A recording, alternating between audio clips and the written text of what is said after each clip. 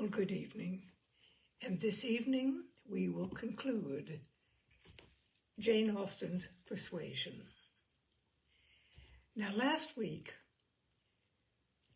Anne Elliot had just read the missive that Captain Wentworth had clandestinely written to her, in which he poured out his love, saying that he had always been constant, unfair, ungenerous, etc., but always constant. And of course, this produced an overwhelming happiness in Anne.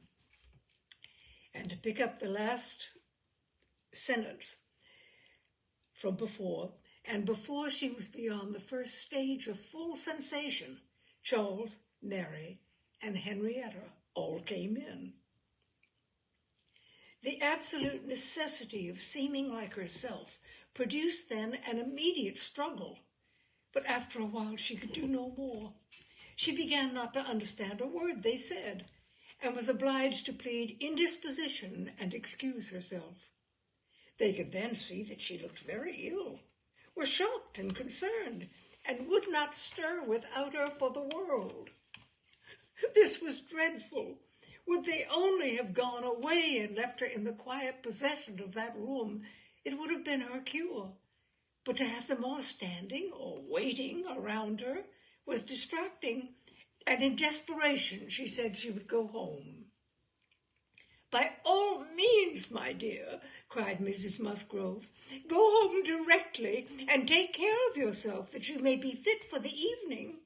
I wish Sarah was here to doctor you, but I am no doctor myself. Charles, ring and order a chair. She must not walk." But the chair would never do. Worse than all, to lose the possibility of speaking 2 words to Captain Wentworth in the course of her quiet, solitary progress up the town, and she felt almost certain of meeting him, could not be borne. The chair was earnestly protested against, and Mrs. Musgrove, who thought only of one sort of illness, having assured herself with some anxiety that there had been no fall in the case, that Anne had not at any time lately slipped down and got a blow on her head, that she was perfectly convinced of having had no fall, could part with her cheerfully and depend on finding her better at night. Anxious to omit no possible precaution, Anne struggled and said, "I am afraid, madam, that it is not perfectly understood. Pray be so good as to mention to the other gentlemen that we hope to see your whole party this evening. I am afraid there has been some mistake, and I wish you particularly to assure Captain Harville and Captain Wentworth that we hope to see them both." "Oh, my dear, it is quite understood. I give you my word. Captain Harville has no thought but of going." "Do you think so? But I am afraid, and I should be so very sorry. Will you promise me to mention it when you see them again? You will see them both again this morning, I dare say. Do promise me." "To be sure I will, if you wish it. Charles, if you see Captain Harville anywhere, remember to give Miss Anne's message. But indeed, my dear, you need not be uneasy. Captain Harville holds himself quite engaged, I'll answer for it. And Captain Wentworth the same, I dare say." Anne could do no more, but her heart prophesied some mischance to damp the perfection of her felicity. It could not be very lasting, however. Even if he did not come to Camden Place himself, it would be in her power to send an intelligible sentence by Captain Harville. Another momentary vexation occurred. Charles, in his real concern and good nature, would go home with her. There was no preventing him. This was almost cruel. But she could not be long ungrateful. He was sacrificing an engagement at a gunsmith's to be of use to her, and she set off with him with no feeling but gratitude apparent. They were in Union Street when a quicker step behind, a something of familiar sound, gave her 2 moments' preparation for the sight of Captain Wentworth. He joined them, but as if irresolute whether to join or to pass on, said nothing, only looked. Anne could command herself enough to receive that look, and not repulsively. The cheeks which had been pale now glowed, and the movements which had hesitated were decided. He walked by her side. Presently, struck by a sudden thought, Charles said, "Captain Wentworth, which way are you going? Only to Gay Street or farther up the town?" "I hardly know," replied Captain Wentworth, surprised. "Are you going as high as Belmont? Are you going near Camden Place?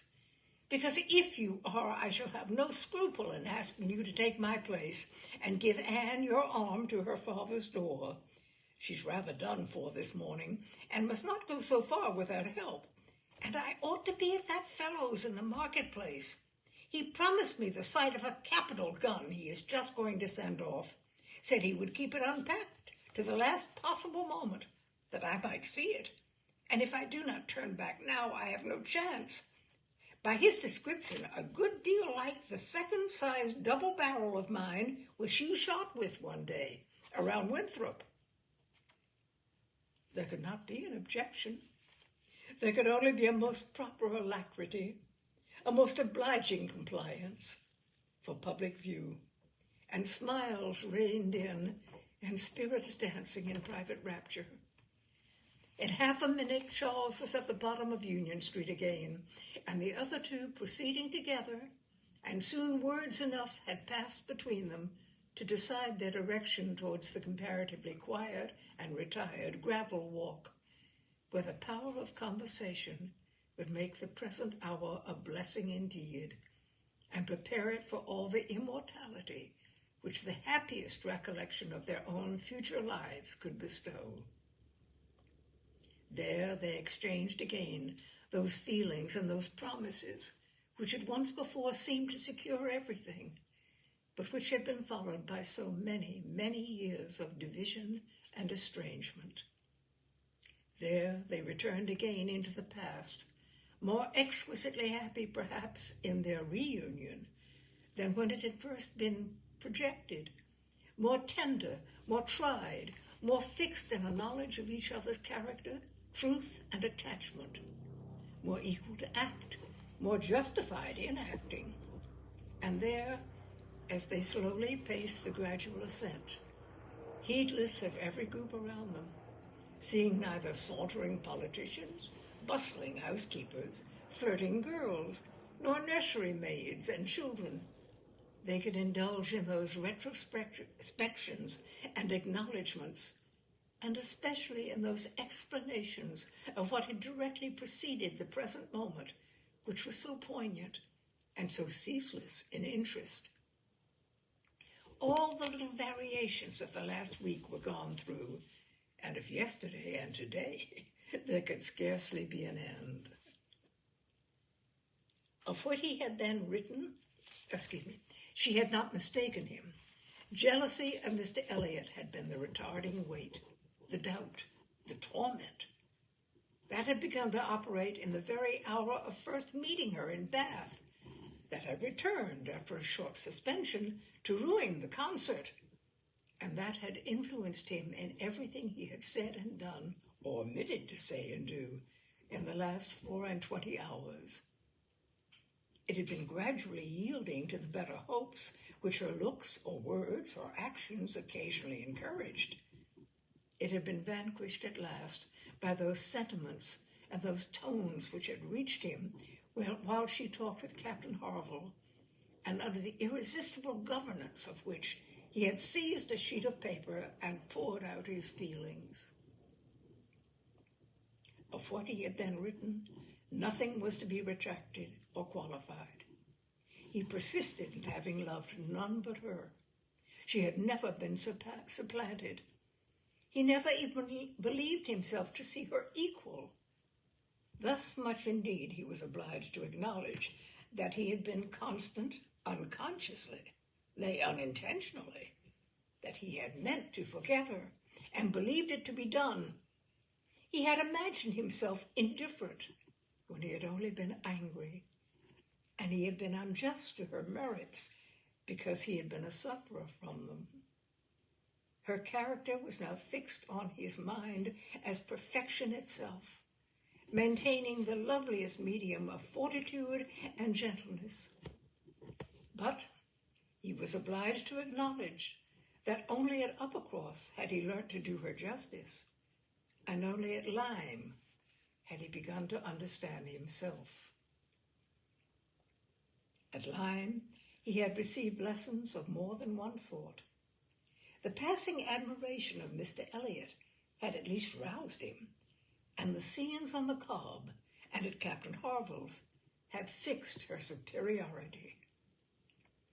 In his preceding attempts to attach himself to Louisa Musgrove, the attempts of angry pride, he protested that he had forever felt it to be impossible, that he had not cared, could not care for Louisa, though till that day, till the leisure for reflection which followed it, he had not understood the perfect excellence of the mind with which Louisa's could so ill bear a comparison, or the perfect, unrivaled hold it possessed over his own. There he had learnt to distinguish between the steadiness of principle and the obstinacy of self-will, between the darings of heedlessness and the resolution of a collected mind. There he had seen everything to exalt in his estimation the woman he had lost, and there begun to deplore the pride, the folly, the madness of resentment which had kept him from trying to regain her when thrown in his way. From that period his penance had become severe. He had no sooner been free from the horror and remorse attending the first few days of Louisa's accident, no sooner begun to feel himself alive again, than he had begun to feel himself, though alive, not at liberty. "I found," said he, "that I was considered by Harville an engaged man, that neither Harville nor his wife entertained a doubt of our mutual attachment. I was startled and shocked. To a degree I could contradict this instantly, but when I began to reflect that others might have felt the same, her own family, nay, perhaps herself, I was no longer at my own disposal. I was hers, in honor, if she wished it. I had been unguarded. I had not thought seriously on this subject before. I had not considered that my excessive intimacy must have its danger of ill consequence in many ways, and that I had no right to be trying whether I could attach myself to either of the girls, at the risk of raising even an unpleasant report, were there no other ill effects. I had been grossly wrong, and must abide the consequences." He found too late, in short, that he had entangled himself, and that precisely as he became fully satisfied of his not caring for Louisa at all, he must regard himself as bound to her, if her sentiments for him were what the Harvilles supposed. It determined him to leave Lyme and await her complete recovery elsewhere. He would gladly weaken by any fair means whatever feelings or speculations concerning him might exist, and he went therefore to his brother's, meaning after a while to return to Kellynch and act as circumstances might require. "I was 6 weeks with Edward," said he, "and saw him happy. I could have no other pleasure. I deserved none. He inquired after you very particularly, asked even if you were personally altered, little suspecting that to my eye you could never alter." Anne smiled and let it pass. It was too pleasing a blunder for a reproach. It is something for a woman to be assured in her 8th and 20th year that she has not lost one charm of earlier youth. But the value of such homage was inexpressibly increased to Anne by comparing it with former words, and feeling it to be the result, not the cause, of a revival of his warm attachment. He had remained in Shropshire, lamenting the blindness of his own pride and the blunders of his own calculations, till at once released from Louisa by the astonishing and felicitous intelligence of her engagement with Benwick. "Here," said he, "ended the worst of my state, for now I could at least put myself in the way of happiness. I could exert myself. I could do something. But to be waiting so long in inaction, and waiting only for evil, had been dreadful. Within the first 5 minutes, I said, I will be at Bath on Wednesday. And I was.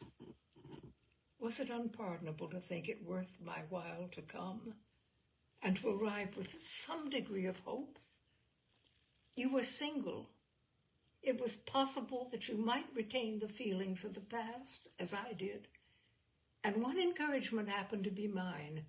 I could never doubt that you would be loved and sought by others, but I knew to a certainty that you had refused one man, at least, of better pretensions than myself. And I could not help often saying, was this for me? Their first meeting in Milsom Street afforded much to be said, but the concert still more. That evening seemed to be made up of exquisite moments. The moment of her stepping forward in the octagon room to speak to him, the moment of Mr. Elliot's appearing and tearing her away, and one or two subsequent moments, marked by returning hope or increasing despondence, were dwelt on with energy. "To see you," cried he, "in the midst of those who could not be my well-wishers, to see your cousin close by you, conversing and smiling, and feel all the horrible eligibilities and proprieties of the match, to consider it as the certain wish of every being who could hope to influence you, even if your own feelings were reluctant or indifferent, to consider what powerful supports would be his. Was it not enough to make the fool of me which I appeared? How could I look on without agony? Was not the very sight of the friend who sat behind you, was not the recollection of what had been, the knowledge of her influence, the indelible, immovable impression of what Persuasion had once done, was it not all against me?" "You should have distinguished," replied Anne. "You should not have suspected me now. The case so different, and my age so different. If I was wrong in yielding to Persuasion once, remember that it was persuasion exerted on the side of safety, not of risk. When I yielded, I thought it was to duty, but no duty could be called in aid here. In marrying a man indifferent to me, all risk would have been incurred and all duty violated." "Perhaps I ought to have reasoned thus," he replied, "but I could not. I could not derive benefit from the late knowledge I had acquired of your character. I could not bring it into play. It was overwhelmed, buried, lost in those earlier feelings which I had been smarting under year after year. I could think of you only as one who had yielded, who had given me up, who had been influenced by anyone rather than by me. I saw you with the very person who had guided you in that year of misery. I saw no reason to believe her of less authority now. The force of habit was to be added. I should have thought," said Anne, "that my manner to yourself might have spared you much or all of this." "No, no. Your manner might be only the ease which your engagement to another man would give. I left you in this belief, and yet I was determined to see you again. My spirits rallied with the morning, and I felt that I had still a motive for remaining here." At last Anne was at home again, and happier than anyone in that house could have conceived. all the surprise and suspense and every other painful part of the morning dissipated by this conversation. She re-entered the house so happy as to be obliged to find an alloy in some momentary apprehensions of its being impossible to last. An interval of meditation, serious and grateful, was the best corrective of everything dangerous in such high-wrought felicity. And she went to her room and grew steadfast and fearless in the thankfulness of her enjoyment. The evening came. The drawing rooms were lighted up. The company assembled. It was but a card party. It was but a mixture of those who had never met before and those who met too often. A commonplace business, too numerous for intimacy, too small for variety. But Anne had never found an evening shorter. Glowing and lovely in sensibility and happiness, and more generally admired than she thought about or cared for. Mr. Elliot was there. She avoided, but she could pity him. The Wallaces. She had amusement in understanding them. Lady Dalrymple and Miss Carteret. They would soon be innocuous cousins to her. She cared not for Mrs. Clay, and had nothing to blush for in the public manners of her father and sister. With the Musgroves, there was the happy chat of perfect ease. With Captain Harville, the kind-hearted intercourse of brother and sister. With Lady Russell, attempts at conversation, which a delicious consciousness cut short. With Admiral and Mrs. Croft, everything of peculiar cordiality and fervent interest, which the same consciousness sought to conceal. And with Captain Wentworth, some moments of communication continually occurring, and always the hope of more, and always the knowledge of his being there. It was in one of these short meetings, each apparently occupied in admiring a fine display of greenhouse plants, that she said, "I have been thinking over the past, and trying impartially to judge of the right and wrong. I mean with regard to myself, and I must believe that I was right, much as I suffered from it, that I was perfectly right in being guided by the friend whom you will love better than you do now. To me, she was in the place of a parent. Do not mistake me, however. I am not saying that she did not err in her advice. It was perhaps one of those cases in which advice is good or bad only as the event decides. And for myself, I certainly never should, in any circumstance of tolerable similarity, give such advice. But I mean that I was right in submitting to her, and that if I had done otherwise, I should have suffered more in continuing the engagement than I did even in giving it up, because I should have suffered in my conscience. I have now, as far as such a sentiment is allowable in human nature, nothing to reproach myself with, and if I mistake not, a strong sense of duty is no bad part of a woman's portion." He looked at her, looked at Lady Russell, and looking again at her, replied, as if in cool deliberation, "Not yet, but there are hopes of her being forgiven in time. I trust to being in charity with her soon. But I too have been thinking over the past, and a question has suggested itself, whether they may not have been one person more my enemy even than that lady, my own self. Tell me if, when I returned to England in the year 8 with a few £1,000 and was posted into the Laconia, if I had then written to you, would you have answered my letter? Would you, in short, have renewed the engagement then? Would I?" was all her answer, but the accent was distinctive enough, decisive enough. "Good God," he cried. You would.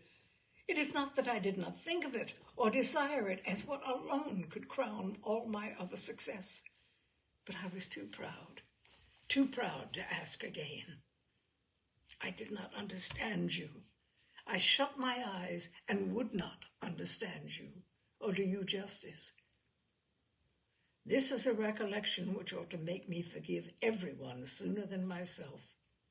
6 years of separation and suffering might have been spared. It is a sort of pain, too, which is new to me. I have been used to the gratification of believing myself to earn every blessing that I enjoyed. I have valued myself on honorable toils and just rewards, like other great men under reverses, he added with a smile. I must endeavor to subdue my mind to my fortune. I must learn to brook being happier than I deserve. Who can be in doubt of what followed? When any two young people take it into their heads to marry, they're pretty sure by perseverance to carry their point, be they ever so poor or ever so imprudent or ever so little likely to be necessary to each other's ultimate comfort. And if such parties succeed, how should a Captain Wentworth and an Anne Elliot, with the advantage of maturity of mind, consciousness of right, and one independent fortune between them, fail of bearing down every opposition? They might, in fact, have borne down a great deal more than they met with, for there was little to distress them beyond the want of graciousness and warmth. Sir Walter made no objection, and Elizabeth did nothing worse than look cold and unconcerned. Captain Wentworth, with £25,000, and as high in his profession as merit and activity could place him, was no longer nobody. He was now esteemed quite worthy to address the daughter of a foolish spendthrift baronet, who had not had principle or sense enough to maintain himself in the situation in which Providence had placed him, and who could give his daughter at present but a small part of the share of £10,000, which must be hers hereafter. Sir Walter, indeed, though he had no affection for Anne, and no vanity flattered to make him really happy on the occasion, was very far from thinking it a bad match for her. On the contrary, when he saw more of Captain Wentworth, saw him repeatedly by daylight, and eyed him well, he was very much struck by his personal claims, and felt that his superiority of appearance might be not unfairly balanced against her superiority of rank.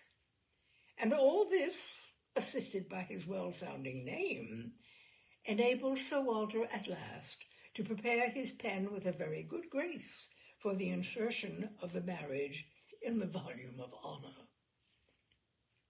The only one among them whose opposition of feeling could excite any serious anxiety was Lady Russell.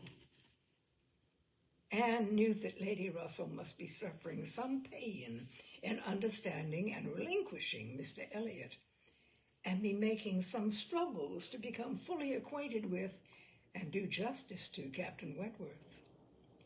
This, however, was what Lady Russell had now to do. She must learn to feel that she had been mistaken with regard to both, that she had been unfairly influenced by appearances in each, that because Captain Wentworth's manners had not suited her own ideas, she had been too quick in suspecting them to indicate a character of dangerous impetuosity, and that because Mr. Elliot's manners had precisely pleased her in their propriety and correctness, their general politeness and suavity, she had been too quick in receiving them as the certain result of the most correct opinions and well-regulated mind. There was nothing less for Lady Russell to do than to admit that she had been pretty completely wrong, and to take up a new set of opinions and of hopes. There is a quickness of perception in some, a nicety in the discernment of character, a natural penetration, in short, which no experience in others can equal. And Lady Russell had been less gifted in this part of understanding than her young friend. But she was a very good woman, and if her second object was to be sensible and well-judging, her first was to see Anne happy. She loved Anne better than she loved her own abilities, and when the awkwardness of the beginning was over, found little hardship in attaching herself as a mother to the man who was securing the happiness of her other child. Of all the family, Mary was probably the one most gratified by the circumstance. It was creditable to have a sister married, and she might flatter herself with having been greatly instrumental to the connection by keeping Anne with her in the autumn. And as her own sister must be better than her husband's sisters, it was very agreeable that Captain Wentworth should be a richer man than either Captain Benwick or Charles Hayter. She had something to suffer, perhaps, when they came into contact again, on seeing Anne restored to the rights of seniority and the mistress of a very pretty lordolette. But she had a future to look forward to of powerful consolation. Anne had no Uppercross Hall before her, no landed estate, no headship of a family. And if they could but keep Captain Wentworth from being made a baronet, she would not change situations with Anne. It would be well for the eldest sister if she were equally satisfied with her situation, for a change is not very probable there. She had soon the mortification of seeing Mr. Elliot withdraw, and no one of proper condition has since presented himself to raise even the unfounded hopes which sunk with him.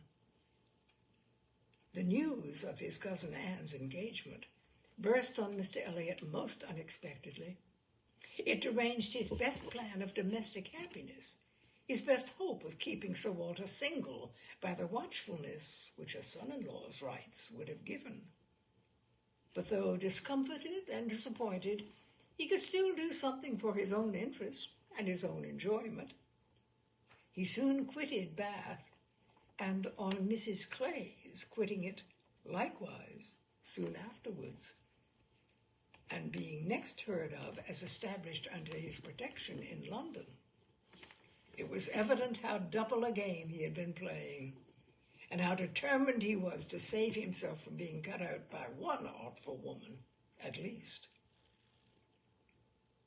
Mrs. Clay's affections had overpowered her interest, and she had sacrificed, for the young man's sake, the possibility of scheming longer for Sir Walter. She has abilities, however, as well as affections, and it is now a doubtful point whether his cunning or hers may finally carry the day. Whether, after preventing her from being the wife of Sir Walter, he may not be wheedled and caressed at last into making her the wife of Sir William. It cannot be doubted that Sir Walter and Elizabeth were shocked and mortified by the loss of their companion and the discovery of their deception in her. They had their great cousins, to be sure, to resort to for comfort, but they must long feel that to flatter and follow others, without being flattered and followed in turn, is but a state of half enjoyment. Anne, satisfied at a very early period of Lady Russell's meaning to love Captain Wentworth as she ought, had no other alloy to the happiness of her prospects than what arose from the consciousness of having no relations to bestow on him, which a man of sense could value. There she felt her own inferiority keenly. The disproportion in their fortune was nothing. It did not give her a moment's regret. But to have no family, to receive and estimate him properly, nothing of respectability, of harmony, of goodwill to offer in return for all the worth and all the prompt welcome which met her in his brothers and sisters, was a source of as lively pain as her mind could well be sensible of, under circumstances of otherwise strong felicity. She had but 2 friends in the world to add to his list, Lady Russell and Mrs. Smith. To those, however, he was very well disposed to attach himself. Lady Russell, in spite of all her former transgressions, he could now value from his heart.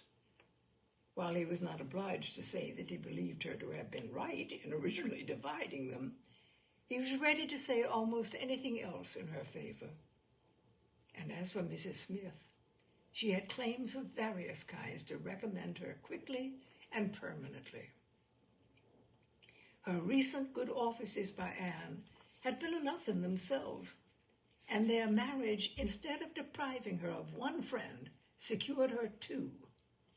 She was their earliest visitor in their settled life, and Captain Wentworth, by putting her in the way of recovering her husband's property in the West Indies, by writing for her, acting for her, and seeing her through all the petty difficulties of the case with the activity and exertion of a fearless man and a determined friend, fully requited the services which he had rendered or ever meant to render to his wife.